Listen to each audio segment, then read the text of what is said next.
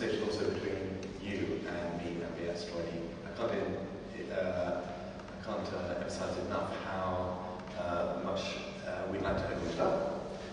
Perhaps a little bit of chat between us first, just to kind of set the scene, if you like, and give you more information on this exhibition and other recent activity, and that I'm sure will inspire sort of questions you have as to the practice and the thinking behind the work of Beat. I wanted to introduce the conversation first by asserting my devotion to his work. How long we've known each other, I mean, and what a satisfying relationship it's been, both personally and professionally. And to show you this, the cover of the Biennale of Sydney catalogue of 1998, which was the job that I had before I came to Ikon. I arrived here in 1999, and this was the sort of the magnum opus that preceded my arrival. The exhibition included the work of about 100 artists, to some extent arising out of a core list, and Beat was on that list. And then when it came to the design of the catalogue, the image that most suited me and the proposition of the show was this. A young Korean woman who was diving in the Port Phillip in Melbourne. And then I arrived here and almost immediately invited Beat to come to Birmingham to see if there was something here that would interest him. And in the year 2000, and subsequently we did a few projects outdoors, and then an exhibition called Birmingham with Pierre Wieg, Gillian Waring, Francis Alice, and Beat Streuli. But never had actually sort of settled down to make a larger exhibition, an exhibition that would fill the entire building of Ikon, for example, which is what we have here now. So to some extent, this is a culmination of a very, very long conversation, very informal and long conversation that we've enjoyed over the years. 1997 was, I think, the first time we met here, just sort of. And then the last project, this is the penultimate one, in fact the very last opening of an exhibition of Beat Streuli was in Spain, in Castellón, our partner in this project. You'll notice that upstairs there are two video installations. One focuses on Birmingham, the bullring in particular, and the other, another place, not so familiar to us, and that is Castellón, in the south of Spain. And there are images that, that we thought that we'd run through, and a good way for Beat to introduce himself and to explain to you, to some extent, how you approach an installation. You know, the brief. Here's an interior. Here's a set of circumstances. How do you arrive at such a conclusion? Well, also hello to everybody, and thanks for having me show up tonight. As Jonathan already said, we'll do this in a quite informal way, and I won't give a talk about my work or anything like that. Feel free to interrupt whenever you feel like it. But to start with, I thought because I'll show you some images from the show which takes place now in Castellón. Just because it was quite a unique experience to me to work with almost the same material of images and audiovisual material in two totally different spaces.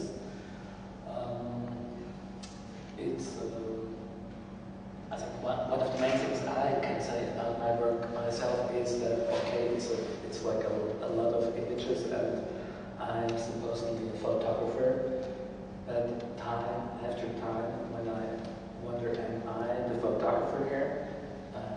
Somehow I have an identity crisis. I just can't see myself as a photographer, which is in independent of the fact that I indeed never studied photography, but just a few years of general visual arts a long time ago. But I still think like everybody can take nice pictures, which is more true than ever these days. The only thing which maybe separates someone like me from all the millions and millions of people who shoot millions and millions of pictures each day is that, well, I'm in a very privileged situation. I have no idea how I got into that. But the other thing is, like what you do with the images once you have these pretty images. That's, to me, much more important than like the images themselves, quite often. Not to say that the images are not important, but like I said, like really what you do with it afterwards is so important. And in my case, what I do afterwards with it is like I do quite a lot of large-scale installations outdoors. We did a big, beautiful billboard in the central business district of Sydney at the time as well for the biennial. Jonathan invited me to. And I love to work with images in an architectural context. I really think I'm more of an installation artist than a photographer. I love to work out like what to do with an existing space, how to form an environment, how to form some sort of a fusion between an image and a space so that it all becomes a unity, not just like an image on a wall in a nice framed small form. Now, just before I lose myself in all these thoughts, I'll just run quickly through the show in Castellon, which we installed last week, which is a totally different space. It's a very modern, big hall kind of, which has a kind of central construction as we'll see. So we have, and it's very minimal. It's like really the white cube, nothing to do with the beautiful, much more complex spaces here. So we have two huge walls. You see one, which is like about 6 by 35 meters, which I used for the billboard part of the exhibition. As it was very high, I felt I had to cover it up to the ceiling, more or less. It's, I think, almost all the images we have here, plus some more because just the surface was larger. It's again very global. It's a mix of pictures I shot over the last few years in many big cities, as opposed to the slightly smaller cities of Castellon and Birmingham. Castellon is, by the way, much smaller than Birmingham. As you see, well, it's the same images, but like quite a different impression. For example, here you can concentrate much more on individual images. You can focus on details which you have right in front of you. Here it's much more about the thing all together, maybe. You see to the right there's some sort of a corridor in the middle of the space with stairs, and upstairs you have kind of a viewing platform. On the other side of that middle corpus, you have the projection section, which is upstairs here. So that's the dark side of the space, which is more connected there than it is here. So you just walk from one side to the other. And just a series of images. Also, we also built freestanding walls there. There was one more projection, and so like on some of these walls, I was able to project from both sides, which also gives you a really beautiful sculptural sense of fusion of a body in the space, which becomes like a block, an image block, some sort of a fusion of image and sculpture and volume. We're now upstairs on that central part of the space, and which gives you a really nice viewing platform onto the wallpaper and onto the projections. And I managed really to show almost exactly the same things I show here in that totally different architectural context. So here you see the two Palisades videos, the ones from here, which I shot in about 2001 or so. And of course, it's all mixed, so you see the videos and the wallpaper at the same time. And here you see the projections from upstairs.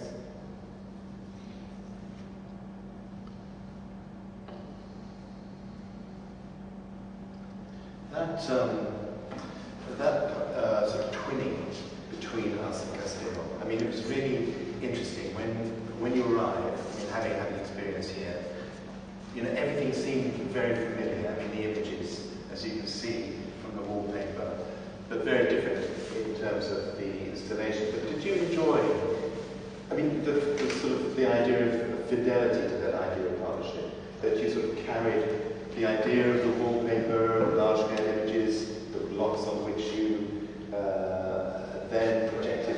So in a way, you were taking ideas of the solutions to the problem of the exhibition here to Castellon. I mean, chances are you would have done the same thing otherwise. Well, it was almost a little bit of a game just to see whether it would be possible to do the same show in two very diverse locations, which I've never done before in that way. And at the same time, it also shows, I think, a little bit how I conceive such an exhibition. That when I work out what I want to show and how I want to show it, it really has to be, the whole exhibition has to form some sort of a composition of images and maybe meanings and different media and so on. So we have, in most exhibitions, we have the wallpaper, which is the global big cities, and then we have the projection part, which is the smaller, less central cities, less capitals. And a more local situation. Yes, I mean, upstairs, I mean, the difference between this floor and upstairs, I mean, this is kind of globalized world that surrounds you, and then upstairs, you wander through much more localized situation, or two situations. Not to say that like the high street of Birmingham looks very different to the high street in London, maybe, but as is always the case with my work, it's about, I would say, the subtle differences between different places. It's not like the evident the postcard differences between Birmingham and London. The interesting thing is, and I don't think we touched on this before, but when we're talking about the subtle differences, the details, when you focus on signage, I mean, that's what often gives it away. I mean, these people but you don't see this is Guangzhou. You know, these people could be in Birmingham, but obviously Spanish is spoken there, or actually it's Portuguese in there somehow. So, and that's a very interesting, that's very interesting, something that arises out of that particular combination of imagery and signage, which is something that you're developing more and more now. I mean, it's like, we were just talking about like someone who wants to do an interview with me and said some questions, and I thought some of them were questions I've heard many times before. I didn't find them very original, but of course they deserve to be replied to anyway. It's always the question, do you want to show that like, is it about globalization? Is it about to show that like everywhere it looks the same? And I really have to say, no, it's not. But the thing is, it looks everywhere the same. So I just try to show what I see in front of my eyes. And if it looks very similar, it looks very similar, which is also interesting. But that doesn't mean that like these people in Sao Paulo have lost their beautiful Brazilian culture, trading it in for some globalized match. It's something that we talked about in an interview that was published recently, a book that was concerned with the projects that you did out of the gallery, and it would be interesting to discuss that more. I mean, your art outside of dedicated art space. But also, we talked then about globalization and the rupture of 9/11. You know, your interest in it. I mean, your interest in other culture. It interested me enormously. This is 1998, and I'll never forget the reaction of the chair of the board of the Biennale, who said, when I showed him this as a proposed colour, he said, "What has that got to do with Australia?" And you know, it couldn't be clearer to me in light of the Asianization of Australia. I mean, to some extent, it was pointing towards the future. And that was 3 years before 9/11, and I know that that had an effect on the way you thought about your subject matter. Not to say that it radically changed your thoughts on it. Well, I think it did change your thoughts on the nature of globalization. I think you thought it was a fairly innocuous thing, and then I think you saw it as slightly more ominous. Is that true? Yeah, that's definitely true. It falls in a similar category. The question, I mean, when people, I photographed a lot in New York and many times over the years, and so people often ask, does it look different there before 9/11 and afterwards? And I even published a book with New York photos from 2003 to 2002 or so. So there you really can have a look at it and figure out yourself whether there is a difference.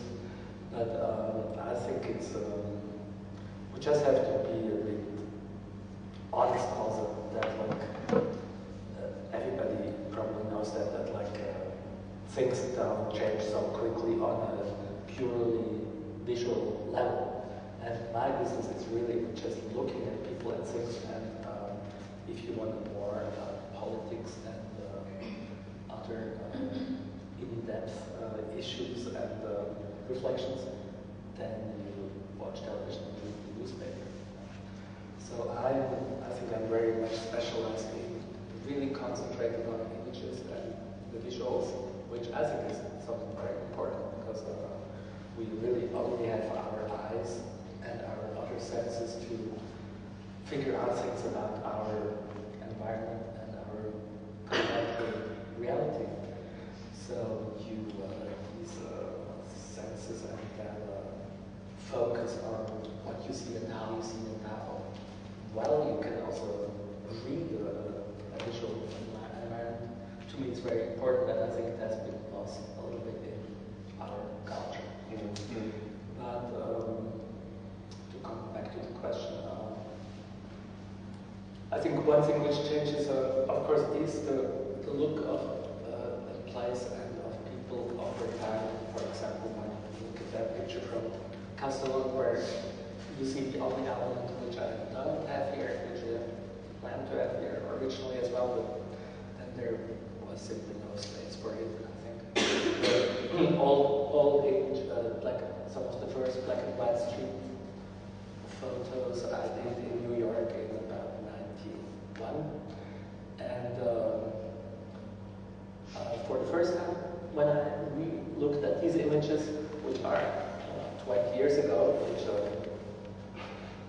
for me personally, time went by so quickly that it doesn't feel so way back. But of course, like for a lot of people who are maybe younger than we are, it doesn't feel like ancient history. So when you look at it, people wore shoes as well, and the same kind of gap, street fashion. And still, it feels really like somewhat other time. And okay, you can pick. It's like, of course, there were not so many mobile phones around yet. There were the car design is always very quickly dated for some strange reason. So you can, there are differences, and to me personally that becomes also very interesting, these subtle differences in time between what I chronicle now and what I really like at the time. And not only the differences in space, like how people look differently. So New York compared to Madrid. The mobile phone is an interesting thing because I'm looking, for example, at this figure here. But and one of the characteristics of your subjects are that they're sort of in their own world. To some extent, a mobile phone is, I think, might be a gift for an artist like you. I mean, there's a kind of sort of unself-consciousness that occurs as somebody so concentrated on the conversation, they kind of losing a little bit of the idea of themselves in that place. Well, at the time, I just photographed people who were talking phone, for instance. Okay. Always figure out a way. This confrontation is interesting too. Black and white photographs on photographic paper, obviously not digital and framed. It's quite a discrete object. And then they confront this work. It's digital. You can make it that big. It's color. It's not framed. The lack of preciousness when it comes to the material of this work. When this exhibition finished, this work is trashed. Just kind of peeled off the wall and just wallpaper strippers and and recycled. But also there is, to some extent, that opposition occurs in this line. That's a lovely aspect of this exhibition, to my mind. But on the other side of this central block that Beat was referring to is a dark space. That's the space for projections and these sculptural blocks. Here in Ikon, here we are downstairs. This is the lit space, daylight pours in during the day. The window wall over there. And upstairs, actually the space that we normally keep quite light, you've darkened, and that's the space for the projections. I mean, the lit, dark frame, the unframed, the global, the local. There's quite a lot of the abstraction, the figure. There's quite a lot of an oppositional dynamic. No, for sure, that's what we were starting to talk about before, when I had the opportunity to show real large solo museum exhibition. I really enjoyed to compose a set of pieces and works which form something altogether and which are more than just like a small retrospective or something like that. So we did have, of course, like here and in Castellon, the 2x2 videos from way back, one from here, from 2001, and portraits from not Castellon, but Tarragona, which is just an hour or two away from Castellon. These high school students. So, yeah, I think that's why I try to figure out something similar. But on the other hand, I mean, the catalog as well is hard to think. Which is quite something, actually, and very good value. But there is this the oppositional nature of it.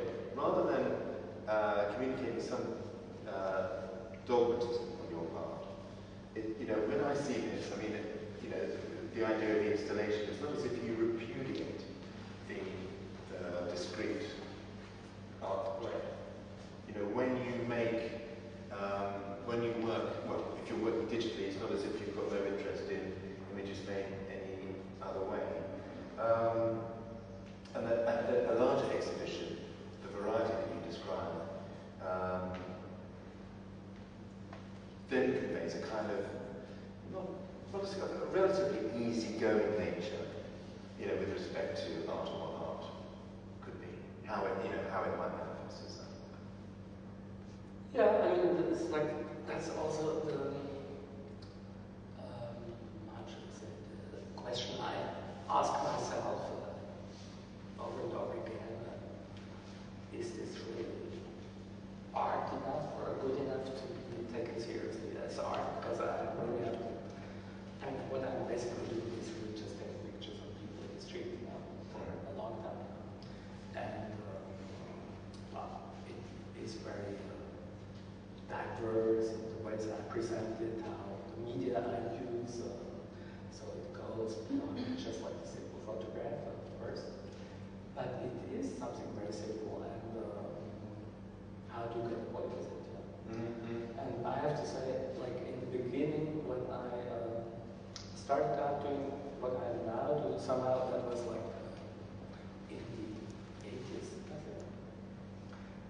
did work which looked more like art, or what art was supposed to look at the time, which was more abstract, more conceptual, more complicated.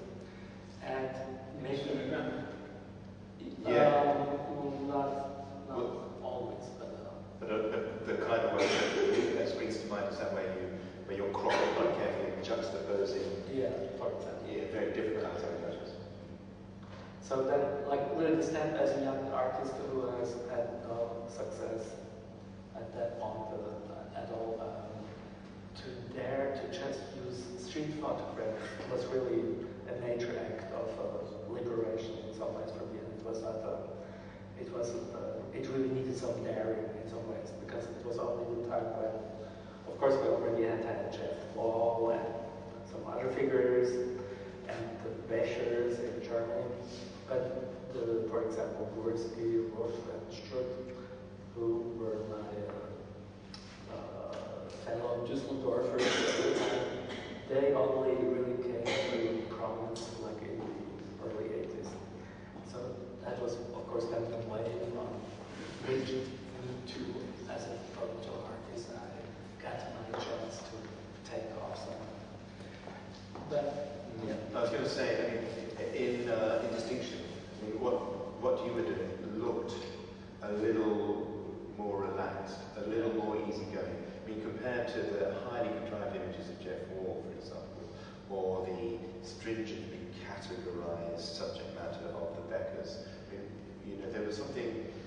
I remember seeing it for the first time, thinking how wonderfully refreshing this is. And it didn't feel portentous, didn't feel like art. It wasn't too contrived. Which is not to say there's another fact you should know, to spill the beans a bit. I mean, there's nobody who's more careful with images and editing and cropping. I know. I mean, you're incredibly meticulous, but you're one of those people who make it look easy. Yeah, somehow. Well, I think if you want to offer something to an audience, you know, and oblige them to come to the museum and look at your stuff, then you don't talk about all the work which is behind. It is also some sort of a gift. Well, I think sometimes I have the problem, not only these days, but in general, that people really think it looks a bit too easy. That's what I wanted to get at before. Because it is, if I may say so, it is a pretty complex work, about which I could say many things, and only I don't want to say, look, it's not as easy as it looks. It's much more heavy and important, and so on. So, I mean, there are a lot of texts which talk about it, but I think on the other hand, well, one thing is true, that like I really cannot stand art which is too exclusive, you know, because I think like a lot of art today, and not only today, works in a way that like no one understands it, to be very populist, sometimes say that. And few people who supposedly understand it, they can form some sort of an exclusive identity for themselves.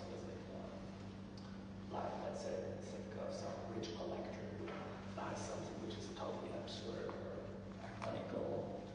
He is that part of a club which is better than the rest of the packs. So I really always hated that. And when I started out, actually, when I studied art, it was like the end of the classic avant-garde of the last century, which still was going on until maybe 1980 or so. It was like let's think of Sol Lewis, Robert Ryman, Don Schaff.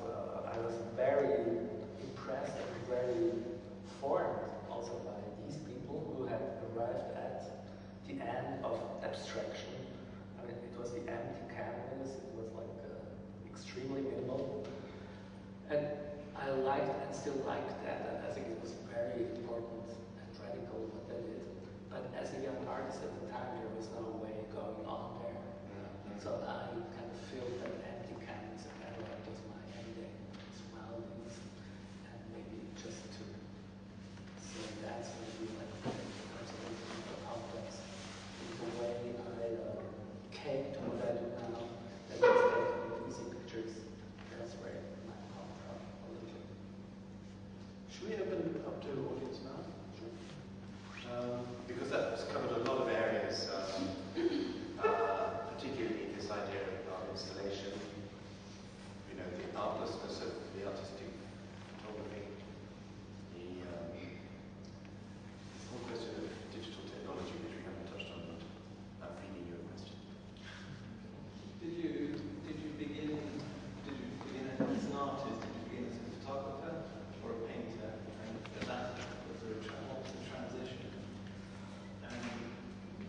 Quite simply, I started as a teenager with a small dark room, and I loved taking pictures. And when I went to art school for 3 years or so, I started to paint and everything else.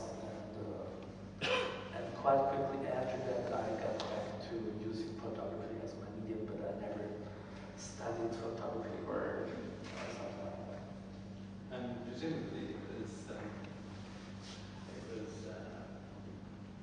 with an SLR or something, Yeah. and printing, developing and printing your legs. And so there was quite a strong editorial aspect to your work now. Yeah, correct. It didn't change. I have to say, like, it didn't change that much with the digital age, and I adopted it very as soon as I could, because of, well, without losing myself in technical details, but I really started out, of course, with 35mm, and also shot a lot of pictures when I recently sorted out my old boxes. It was really amazing how I threw away hundreds and hundreds of pictures because I thought I'm never going to do anything with them anymore. And what was the transition from the smaller framed images to the wallpaper? It was also quite early. I had Presumably once you adopted digital. No, not that early. Like I think I did my first, for example, window installation, like these large transparencies, like in '94 or something like that. But it was, of course, that's what I proceeded to medium format analog photography for the larger prints, and then it became a little bit less flexible, like compared to the 35mm in the beginning. And for that reason, it was great for me digital because it gave me the same flexibility with a higher quality of image. And the black and white and the color? It was also, I'm in a really extremely privileged situation, and for all of my life I could only develop my own work, and I sometimes feel I almost was able to work myself through photo history to today, starting out with small part of black and white, and large part of black and white, slide dissolve images in between still and moving image and video and so on. Yes. Sure. I'm quite interested. You talk about the presentation, obviously that's a big part of the work, but then you mentioned that it just kind of gets thrown afterwards, but you seem quite meticulous, as you mentioned. So how precious are you about the final prints afterwards? Obviously you show your work around the world. Do you keep them or store them, or do you literally just throw them? Well, these you cannot take them down in one piece. It's really traditional wallpaper, so you have to scratch it off and it's all destroyed. And is that mostly like even in window installations you've done? I mean, I do bit the whole spectrum of possibilities. I also have large framed photographs, which then are much more traditional and, of course, can stay where they are forever or be shown somewhere else. But the nice thing with photography, of course, is like that you have to destroy it, but you reproduce it easily, and so it gets another life. And what's also great these days is like large format printing became so inexpensive that you're, even when you're not working with huge production budgets, you can do really beautiful large installations which can compete with like the commercial world of photography or media. So it'd be more heartbreaking if it was finely drawn by hand on paper and then ripped off the walls and then thrown away. I mean, you can do it again. Can I ask you microphone coming in your way. No,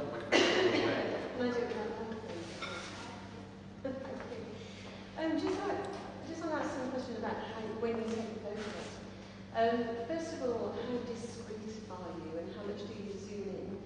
And second of all, are you very selective before you take a photograph, or do you take lots of photographs and then you're selective later on? Well, it's lots of photographs and select afterwards. We're at the point almost where maybe 5 years from now, I feel like there might not be any more still cameras to take pictures with, but you just film a scene and you have the whole, every single moment, and then you choose the one and only defining moment back in your studio when you shoot again in that virtual reality product. It's almost to that point. If you have someone who just by chance happens to be looking at your camera, do you discard those? No, there's quite every now and then there are photographs in my books or also in exhibitions where people look at the camera, which I find quite so of course it's quite an amazing point where all of a sudden you feel that there is the photographer and not just like that person which usually just looks maybe at which you can look, but which doesn't really look directly back at you. But and the other question is that well, it is very casual when I take the pictures. It's really hanging out in mostly city centers of cities, and it gets impregnated by the atmosphere, by the local vibes, and all that. So you don't specifically try and find it? Well, I started to do that here, for example, at one point. We had here looked for official permission to photograph on kind of high street, New Street, the main shopping area. The bullring. Yeah. And so I was able to use a tripod because that's what you need to have permission for.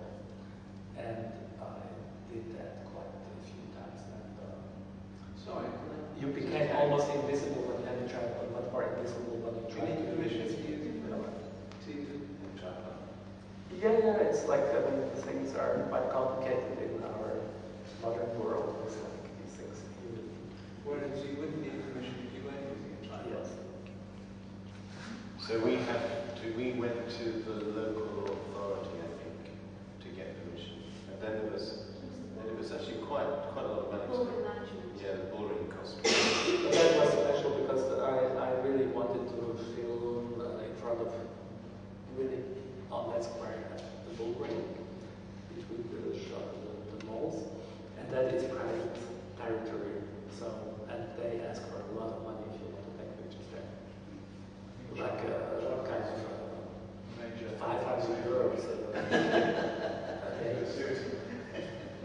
Is it anything to do with amateur and professional? Yeah, of course they want to get paid if they think like someone uses the image that is of their beautiful buildings as a backdrop for some commercial purposes. Gosh.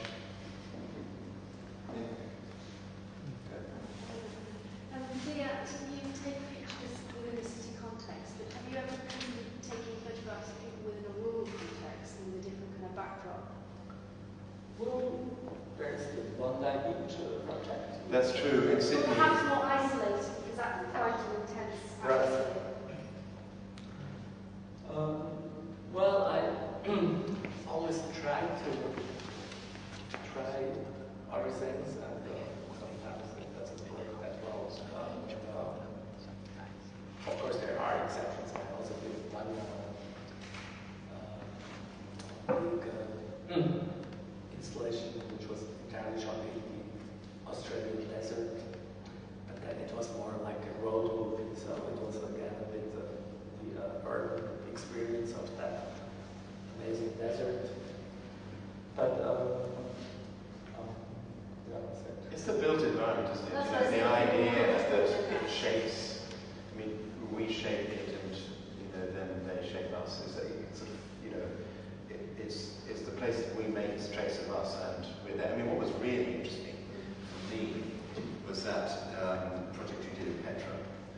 which was there in the middle of the desert, this extraordinary city that had once been full of people. I mean, it was a very busy trading place, and people were coming from all directions to sort of meet and intersect there. It was a kind of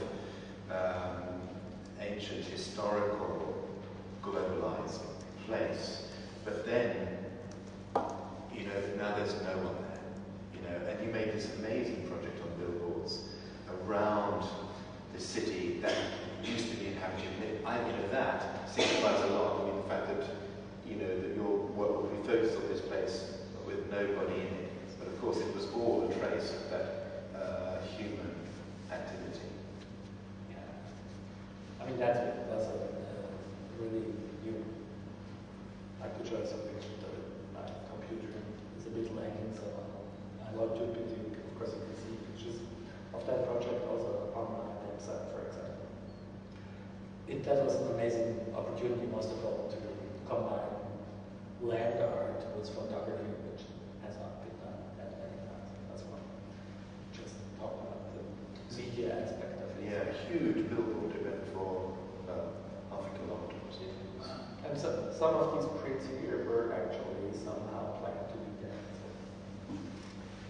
But the other thing is like maybe still with the countryside and city side questions. I just wonder if we asked you to take a photo without people, how would you react to that? Because no, I think it's. I mean, another thing about like again that interviewer who asks these silly questions. Absolutely not like us. sorry. It was great to read them today because they are really, of course, the usual questions a lot. But, he asked why, even when I photographed also India, South Africa, which I only started really a few years ago because when I started out doing that kind of virtual street photography in some ways, because I don't see myself as a street photographer really. I really tried to avoid what all the other professional photographers do, which is go to poor countries and take pictures of poor people, or to some great suburb and photograph people in front of their poor backgrounds, to then bring them to the nice city center museums and tell everybody, look at how poor that guy is and how bad the world is. And that's really But artistically, you're interested in light, you often talk about that composition, so it's not always about the figure, it's about the frame, so that's why I would... Yeah, but I think just what I want to say is more that, some things you simply cannot photograph or cannot photograph anymore because it has been done too many times and you inevitably fall into stereotypes. And that what I photograph kind of that, what to me personally is still possible, excluding all these other things which to me just don't make sense anymore. And that's maybe like, as soon as you get into the beautiful countryside, farmers with beautiful weather, warm faces, it just becomes too difficult for me to take pictures at this point. Now, Next question, but I'm going to ask you if you wouldn't mind holding the microphone, because our technical people really appreciate the fact that you're on tape as well as us. That's the message. I've been reading your gestures. Question from over here. The microphone, thanks. I really like that the fact that it is every item is limited and broken. It's all about kind of the person within the image. But do you ever get tempted, or have you ever tried to sort of talk to these people, or sort of involve yourself in their lives even just for a few moments? Well, I do also, for example, in Castellón in Spain last week, I photographed about 70 people, which the museum there had organized to come and have their portraits taken for an outdoor project there, which will be more portraits course, there were encounters with these people, which was great as well. I think one doesn't exclude the other, and there is also a lot of photographers who say, yeah, you have to become part of a certain social group and get into it before you're kind of allowed to take pictures. Embedded. Exactly. Which I think is often a bit, of course, there's really great work being done like that, but not always either is that a guarantee that you're really become part of a totally different group of people. So I don't hide that there is difference and distance and anonymity, and maybe that's just the way I, for myself, find kind of honest and interesting as well. You see it here in this exhibition upstairs in the gallery, the small gallery in the middle, because there are the young people there who are very, you were working with that group of high school students. I mean, they knew each other. And then, of course, when we did the project in Birmingham back in 2000, 2001, you worked with a group of young people, and they were basically looking straight at the camera. They knew there was no question that they were being photographed. Right. Yes, microphone over here. I just wanted to go back to when you were talking about the fact that there's a lot of people holding mobile phones in photos. And I was just wondering if you think, between when you first started photographing and now, if you think there's a social change because of the evolution of our technology, or do you think there's any difference between our society? I mean, again, I think you cannot really see these things really just when you look around on the street. It's really people luckily not that been around for a few million years, and I think so. Of course, a change of 10 years is not like changing the human nature somehow. But on the other hand,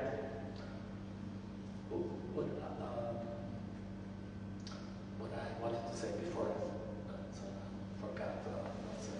Maybe when my photographs also changed over the years, and it's also because of I know how the world has changed in the last 5 years, and mostly maybe the last 10 years, and so I take slightly different pictures. Maybe there are more, for example, when I think of the projections upstairs, I really wanted to, I programmed them for weeks to get the right rhythm.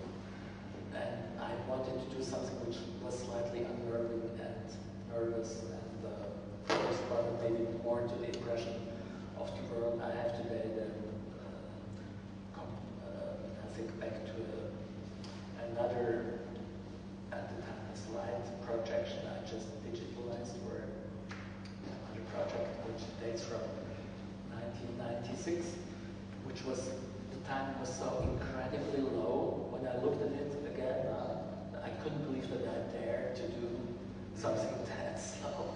And really to ask people to, look at something and then after a minute or two, very slowly solve to the next image. And there, I think, of course, our rhythm has changed extremely, and information technology, most of all, it will still change much more extremely in the next 10 or 20 years. So that's still a big adventure we're waiting for here. There's a projection in Castellon when you walk in on the right-hand side. It's moving really fast. I mean, I thought there must be some malfunction, because this isn't like the Streuli. So there was a really nice, it sort of tripped me up and defied my expectation. And the thing about mobile phones, I mean, it wasn't that long ago we thought people were they looked like they were mad, as they were walking around, particularly if they were hands-free, just these people kind of talking in space. And now, how quickly we accept it. And then, sorry, but just one thing I saw today, for some reason coming here, I wondered, with with the internet, and now you can fly book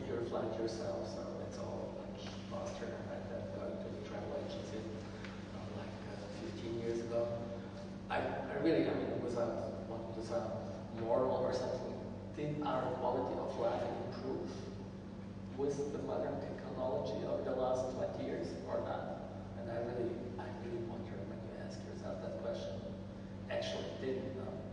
So what's it all good for? If you want to a big can of worms. but that's one of the things you can think about when you look at my work and see the mobile phones. And Simon. I'm interested in the use of sound upstairs and whether that's a new departure because it creates this amazing immersive experience, but it comes and goes, and so the experience changes. And if this is new for you, are you going to take it further? I mean, there is always every wave at the shore is new and not new at the same time. So I've done it before, and every now and then I thought it actually doesn't need sound, because of course as soon as you have images, visuals and audio at the same time, it becomes something very familiar, which everybody knows from television and everywhere else, and you consume it much more lightly and much less consciously. So when you have just images without sound, it's entertaining, but not too entertaining. But I think here, what I did for the first time was here to work with professional sound equipment, because usually I'm always on a very prosumer level, and so the sound quality is much better than ever before, and so for that reason I think it works really quite well. And why sometimes silent, sometimes sound, just for that reason, because I still like both worlds. And just to check the sound that accompanies the Birmingham sequence, that sound that you recorded in Birmingham, the sound is it's not like generic traffic sound. I mean, that is like, in a way, it's a kind of a sound, like almost kind of an archival sound piece. That's what it sounded like there and then at that time. Which also sort of getting back to the point that you were raising in the question of what is kind of changing. It's so interesting to see the Palisades piece that was made over 10 years ago now, that extraordinary mix of people, and then trying to imagine how it might be different now. I mean, on the first glance you think, well, that's kind of like Birmingham now, and then you think, not so many Chinese people there, for example. It's subtle differences. Yes, one question here. And then maybe one more. It's now 7:30, just to... Hi. Yeah, just an observation of mine, whether I'm on the right tracks or not. I get the feeling that you're bringing people together that wouldn't usually be together. Well, I mean, that's what I always loved about high streets and city centers, and that's why I don't venture way too far from these places, because it's a really good tool. The modern forum romanum, where everybody meets from all over the place and from all kinds of different backgrounds, only without the background. So you are more than just a figure which stands for your social group or your neighborhood, and that's kind of a bit of the utopian side of my kind of thinking, that like the shopping streets are after all not that bad either. There are places where people come together and they have to walk by each other, they have to look at each other, they have to mingle and mix, which doesn't happen that much. Yeah. And one more question over there, with the microphone.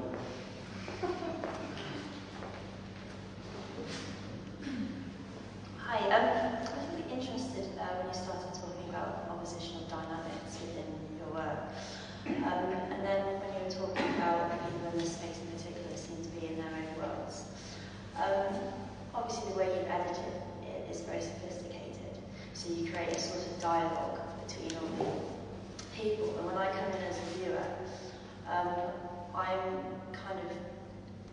enjoy engaging in that dialogue, but it's not a verbal dialogue. I wouldn't want to have a conversation with somebody else that I might be in the gallery with.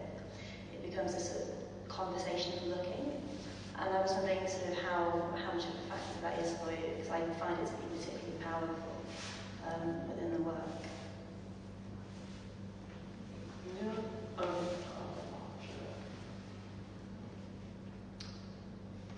Well, I think somehow, of course, it's all about montage and the juxtaposition of different images and rhythm, and I mean, it's a bit like a movie, but in space, you know, and not in time. So I agree that very seldomly I find just one isolated photograph very interesting, because there are so many good pictures of that. So you have to go further and create a fiction out of these fragments of reality, as opposed to maybe recompose like what once used to be reality. And of course, when you're concerned with or fascinated by what is surrounding you, if you want to kind of show this to other people, maybe the way I saw it, there is no way of just going there with a 35mm camera and taking snapshots and hangings on the wall. They will never give you an idea of what the atmosphere was or the general impression you had of a place. So you have to recompose it in a pretty artificial way to get to the point where maybe you can create some sort of a parallel reality or reconstruction of the reality you started from. Well, I like that analogy of the conversation, because I mean it is almost as if there's a conversation topic, and it is the environment and how we negotiate that. And not everybody is, it's a conversation, it's not boring, because not every gesture that's made is saying the same thing, and it's as if it's kind of like being in the midst of this variations of a theme. And I think the way it develops you as well reinforces whether you're part of that conversation, the non-verbal conversation. And I think with the exhibition, particularly down here actually, the fact that we opened up that wall for the first time in a long time, you look out of the window and then you see people in the square below us sort of doing the same thing, and you could be there photographing that and they could be in here, and you're sort of standing between it, and I think that exchange of agency that's quite... Yeah, I think it's a really, there's a good catalogue essay in that, or a review for a really interesting magazine. So I think I might leave it on that note to say thank you very much for your observations. Thank you actually for not asking those boring questions. Yeah, I'm totally amazed. Why didn't because there were some questions that we were anticipating that nobody answered, and it was a bit like the kind of question that you asked Quentin Tarantino about, violence and isn't it an irresponsible thing that you're doing, and we didn't get any of those. So. We could do it. No, it's too late. So I just want to say thank you very much for being here and being such an intelligent audience, but above all, thank you very much, Streuli, for being such an intelligent artist. Well, thank you very much.